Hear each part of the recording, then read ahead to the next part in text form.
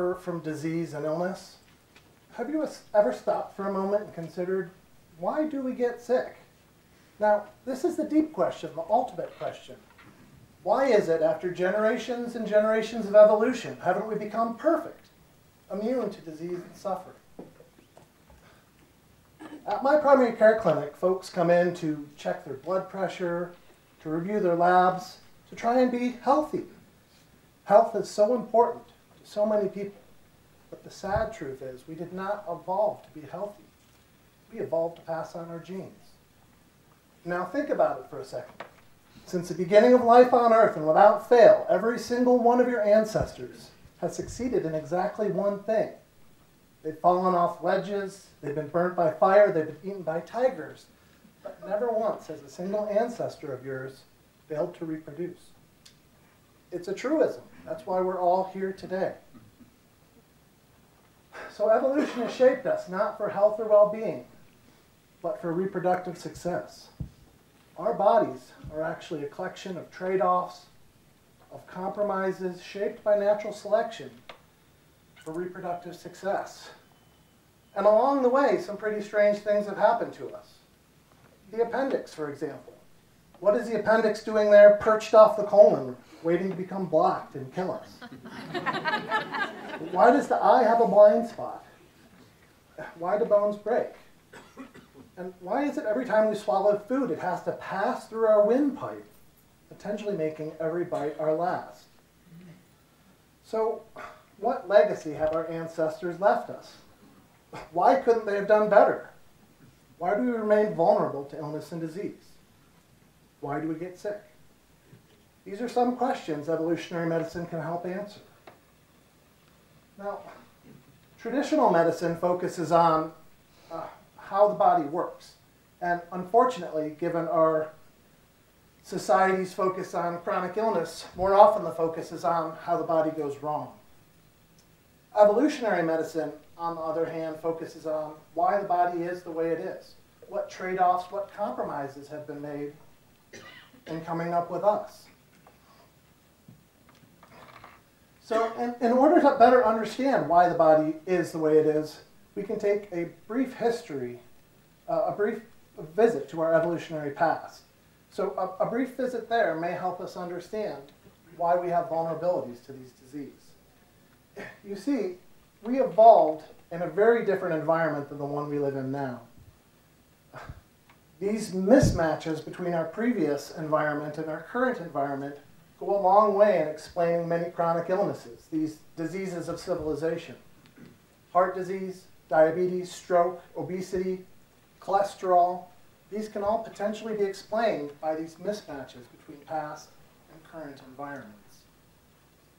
Fats, salts, sugars, these were once rare and precious resources, right? We would have to walk miles all day long to collect a handful of nuts, seeds, lean game meat. When these were found, they were taken in abundance. They were eaten and stored away for the lean times. The reward system in our brain rewarded us when we ate such rare and delectable treats. In today's society, we have to walk across the hall to the candy machine to get our sweet or salty fix. Yet we get the same reward, the same endorphin rush for eating these once rare resources. So our bodies were optimized for life in a very different environment. And now we're paying the consequences to these diseases of civilization. So the question evolutionary medicine would ask is, why is it so many of us have evolved such that we eat too much and exercise too little? With half of us now overweight, diabetes rampant, and heart disease the #1 killer, we better find the answer to these questions soon. So, moving on from our evolutionary past to our evolutionary present, we see evolution in action every day in infectious diseases. Bacteria evolve resistance to penicillin, then to methicillin, then to gorillacillin, or any other antibiotic we can create. So there is an evolutionary arms race going on in this world where we live, and we're losing the battle. For every generation we can have, they can have thousands of generations. In a week's span, they may multiply thousands or millions of times, where we only replicate after decades. So For every change we can come up with in our immune system, they can change 1,000 times. For every antibiotic we can create in the lab, there are already bacteria in the environment resistant to it. Well, one thing we can try to do, we can try to clean up our act, right? Clean food, clean water, and not passing on germs. That goes a long way in preventing disease. However, did you know there could be a side effect of such cleanliness? The hygiene hypothesis states that allergies and many or some gastrointestinal illnesses may actually be a result of the cleanliness. That the lack of appropriate exposure to microorganisms can actually cause disease. One thing that is true, we co-evolved with many different types of organisms. And in fact, if you look in your gut, you have 10 times more bacteria in your gut than you have cells in your body. They outnumber us. Okay? Most of them are there, they're good bacteria. They're there in harmony with our immune system, with our body. However, whenever you take an antibiotic, you kill the good and the bad, and that may cause disease. So we have evolved defenses against many of these pathogens. If we have an infection, we get a fever. We cough to clear our secretions and prevent a pneumonia. Many of these defenses we evolved, well, they're the symptoms we very commonly see in primary care. Pain, cough, fever, vomiting. Now, these symptoms, do we actually want to treat them? If you have an infection and you develop a fever, do you want to take a pill to reduce that fever? Isn't your body trying to rid yourself of this disease with the fever? If we're walking and we pull a muscle, do you want to take a pill to treat that pain? Isn't your body trying to tell you something with that pain? In a lot of ways, many of these symptoms are kind of like the fire alarm in your house. Okay? If the fire alarm in your house went off 99 times in a row and there was no fire, you'd be crazy to take the batteries out and throw the thing away. You'd be crazy because the fire alarm is doing exactly what it's supposed to do. It's going off often and early in case there might be a fire. Right? False alarms are cheap. You just press the reset button. But missing a fire is devastating to you and perhaps your family. So too with maybe many of these symptoms. Maybe we can treat these symptoms and not kill the host. Maybe they're false alarms. Maybe there's many redundant pathways that can help you get better. Maybe it is possible to relieve some suffering and not kill the patient. One thing that will kill the patient every time is getting old. Have you ever wondered, why do we get old? And why is frailty with advanced age, why is that advantageous evolutionarily? And menopause, what a crazy idea is that from a reproductive standpoint? So, it could be that these are compromises as well. A theoretical gene, for example. Say there's a gene that has many benefits for us when we're young and in our reproductive years, but has deleterious effects later in life. Now, at that point, we're already done reproducing, and that gene is passed on to the future generations. So, for example, a gene that allows us to have strong bones when we're young causes coronary artery calcification and death in our 60s and 70s.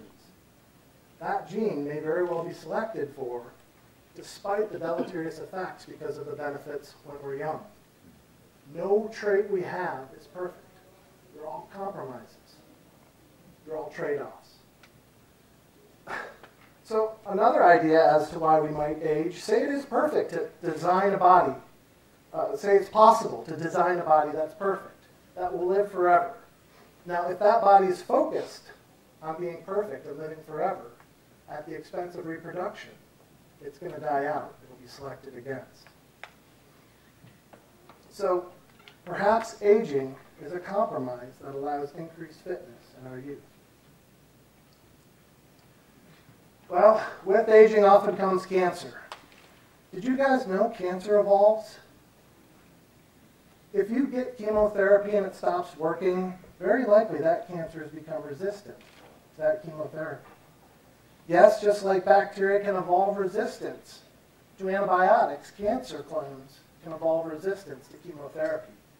The cancer you had a year ago may be very different than the cancer you have now. Cancer evolves. It changes, it grows. It tries to find a way to survive in the microenvironment. That's you. So oncologists are just starting to understand this, and hopefully this will lead to a revolution in treatment of cancer in the near future.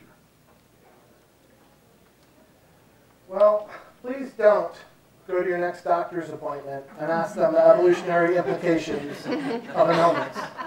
More likely than not, they're going to have no idea what you're talking about. So evolutionary medicine is not taught in medical schools, nor is it in most medical texts. And I think that's a shame because it is an idea worth spreading. Evolutionary medicine is our best chance to unite medicine under one umbrella, one common framework for all of medicine. So even though you can't practice evolutionary medicine in the clinic, it can inform decisions we make. Whether we want to try a different lifestyle choice, or whether we want to take a pill to suppress a symptom. And don't you think if you had an illness, don't you think understanding the deep why might be beneficial in the caring of that illness? Whatever evolutionary medicine does do, excuse me, someone changed my slide. What evolutionary medicine does do is it informs our researchers what questions to study. Should we treat a fever? Now we know if you have chickenpox and we treat your fever, we prolong the course of the illness. How about with influenza or the common cold? We just don't know. And might not a better understanding of the foods we eat and the bacteria we co-evolved with be beneficial for obesity, diabetes, or even cancer? So this has been a thought experiment today, just an idea for your consideration. No science has been presented today, obviously. Rather, what I would have you do is, if you're healthy and perhaps take it for granted, or if you have an illness, look at it in the light of evolution. Ask yourself, why? Why, after generations of evolution, am I vulnerable to this illness? Better understanding why we get sick may help us not get so sick. It may help us fool our bodies instead of focusing on reproductive success, to focus on truly being healthy.